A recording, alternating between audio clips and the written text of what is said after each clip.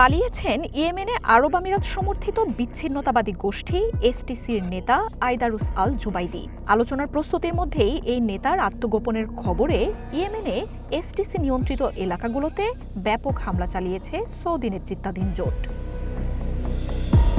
Reuters জানিয়েছে, সংঘাত নিরসনে রিয়াদে যাওয়ার বিমানে ওঠার কথা ছিল জুবাইদির, তবে তা না করে বিশাল এক বাহিনী ও সমরাস্ত্র নিয়ে অজ্ঞাত স্থানে চলে যান এই নেতা।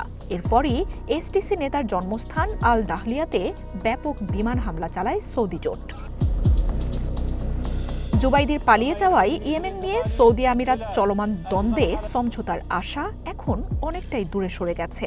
ইরান সমর্থিত হুথি বিদ্রোহীদের বিরুদ্ধে ইয়েমেনে একসাথে লড়াই করা দেশ দুটি এসটিসির উত্থান ঘিরে এখন বিভেদে জড়িয়ে পড়েছে। ইফাদ রসিক স্পার্ক মিক্সে আছে সবচেয়ে বেশি মশলার সংমিশ্রণ। ইফাদ রসিক স্পার্ক মিক্স মশলা। ইয়েমেনে সৌদি জোটের মুখপাত্র তুর্কি আল মালিকি সাউদার্ন ট্রানজিশনাল কাউন্সিল এসটিসি নেতার আত্মগোপনের তথ্য নিশ্চিত করেন। তার অবস্থান সম্পর্কে এখনো কোনো খোঁজ পাওয়া যায়নি, তবে ৩ ঘণ্টা বিলম্বের পর এসটিসির বেশ কয়েকজন জ্যেষ্ঠ নেতা রিয়াদের উদ্দেশ্যে যাত্রা শুরু করেন। তারা বাহিনীটির নীতি নির্ধারক কিনা সেটি নিশ্চিত করা হয়নি। সৌদি সমর্থিত প্রেসিডেন্সিয়াল কাউন্সিল এরই মধ্যে জুবাইদির সদস্যপদ বাতিল করেছে। বিশ্বাসঘাতকতার অভিযোগ তোলা হয়েছে তার বিরুদ্ধে।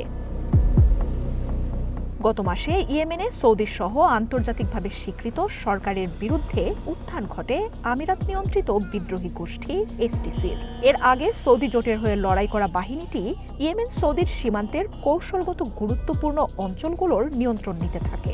আমিরাতের বিরুদ্ধে গোষ্ঠীটিকে অস্ত্র দেওয়ার অভিযোগ এনে নিজ দেশের নিরাপত্তাকে রেড লাইন হিসেবে হুঁশিয়ারি দেয় রিয়াদ। এরপরই দুই দেশের বিরোধ প্রকাশ্যে আসে। মার্জিয়া উপমা, ওয়ান ইন্টারন্যাশনাল ডেস্ক।